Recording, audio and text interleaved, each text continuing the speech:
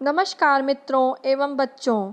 आज मैं आपके सामने कक्षा 7 रुचिरा हास्य बाल कवि सम्मेलन का अर्थ लेकर के आई हूँ। चलिए विषय पर आते हैं। हास्य बाल कवि सम्मेलन मतलब बच्चों के कविता का हास्य कविता का सम्मेलन विविध वेशभूषाधारिणः चत्वार बालकवयः मंचस्य उपरि उपविष्टाः सन्ति। विभिन्न प्रकार यानी कि अनेक प्रकार की वेशभूषा को धारण किए हुए 4 बालक मंच पर आते हैं।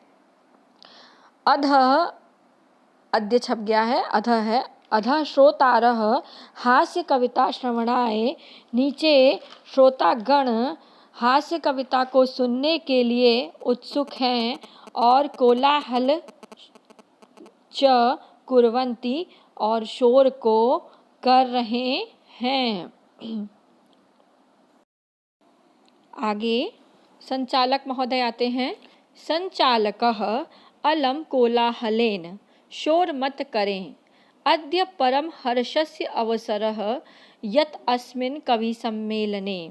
आज बहुत ही खुशी का अवसर है कि अस्मिन् कवि सम्मेलने इस कवि सम्मेलन में काव्यहंतारः काव्य का नाश करने वाले काव्य का नाश करने वाले कालयापकश्च समय को बर्बाद करने वाले अस्मिन् कवि सम्मेलने काव्यहंतारः मतलब इस कवि सम्मेलन में कवि आए हैं, समागतः सन्ति। एहि करतल ध्वनिना वयम एतेषां स्वागतम कुर्मः। आइए हम तालियों के द्वारा इनका स्वागत करें। गजाधर सर्वेभ्यो रसिकेभ्यो नमो नमः प्रथमम। सबसे पहले नीरस जनों को नमस्कार करता हूँ। ऊपर संचालक महोदय ने व्यंग में कहा है कि काव्यहंतारः मतलब काव्य का नाश करने वाले को व्यंग में कहा गया है। गजाधरः सर्वेभ्यो रसिकेभ्यो नमो नमः। सबसे पहले मैं सभी नीरस जनों को नमस्कार करता हूँ।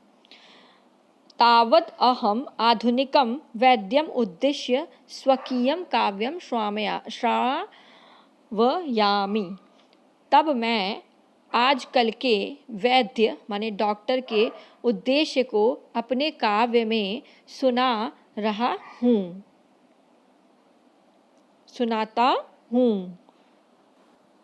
वैद्यराज नमस्तुभ्यम यमराज सहोदराः।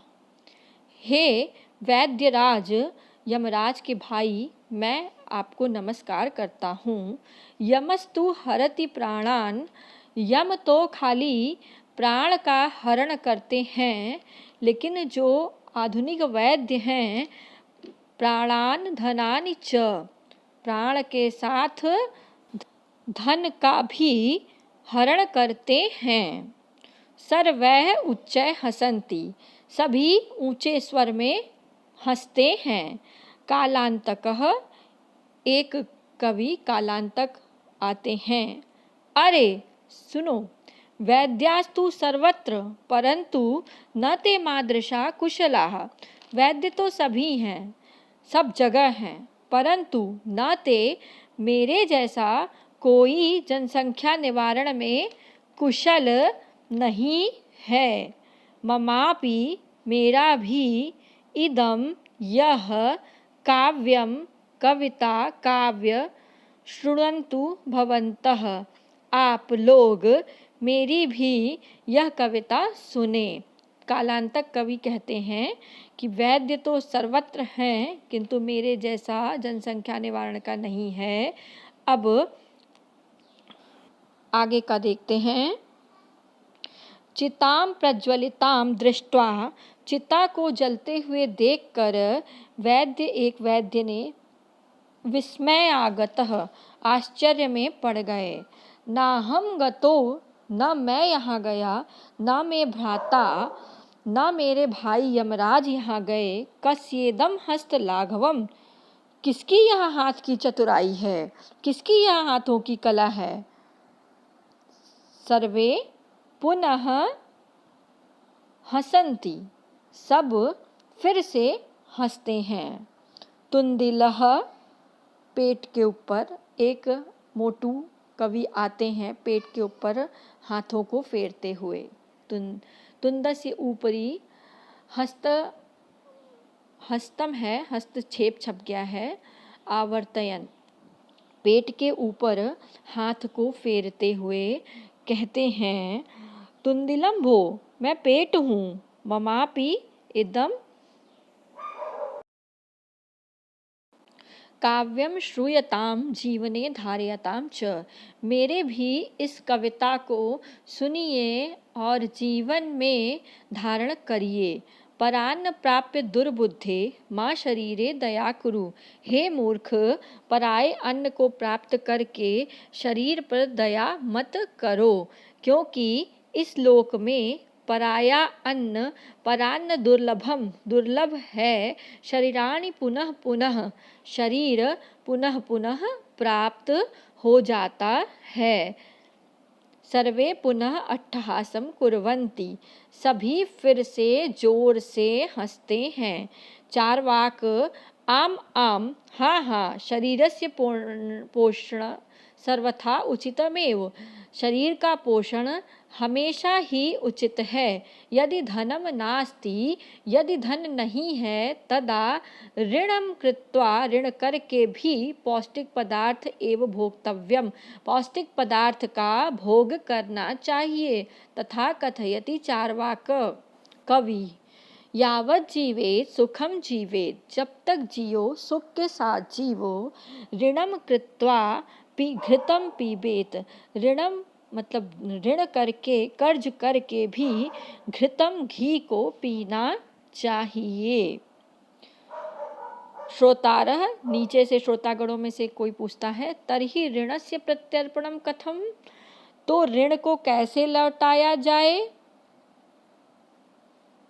आगे चार्वाक कवि अपनी बची हुई कविता के बारे में बताते हैं।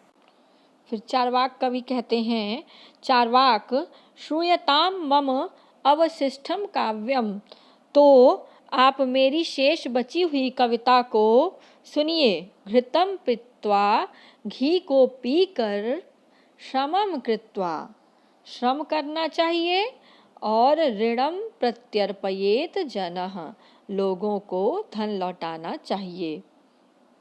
काव्य पाठ श्रवणेन उत्प्रेरितः एक बालको अपि, काव्य पाठ को सुनने से उत्प्रेरित एक बालक भी अशु कविता, तुरंत रची हुई कविता को हास्यपूर्वक ढंग से सुनाता है।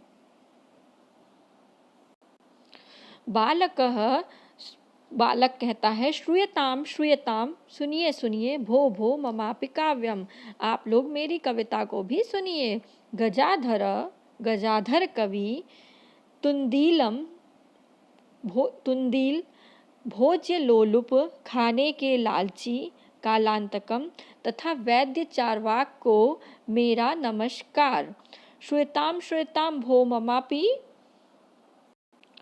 श्रूयताम श्रूयताम भो ममापि काव्यम, गजाधरम कवि चैव तुंदीलम भोज्य लोलुपम, कालांतकम तथा वैद्यम चार्वाकम नमाम्यहम्। ये बालक ने अपनी कविता को बना दिया और सभी जो है उस बालक की कविता को सुन करके हा हा करके हंसते हैं। काव्यम श्रायित्वा हा हा इति कृत्वा हसति अन्ये चापि सर्वे गृहं गच्छन्ति। वो बालक मन ही मन हंसता है और अन्य भी उसके साथ हंसते हुए घर की तरफ जाते हैं। धन्यवाद मित्रों एवं बच्चों, आशा करती हूँ कि आप लोगों को मेरा ये पाठ समझ में आ गया होगा।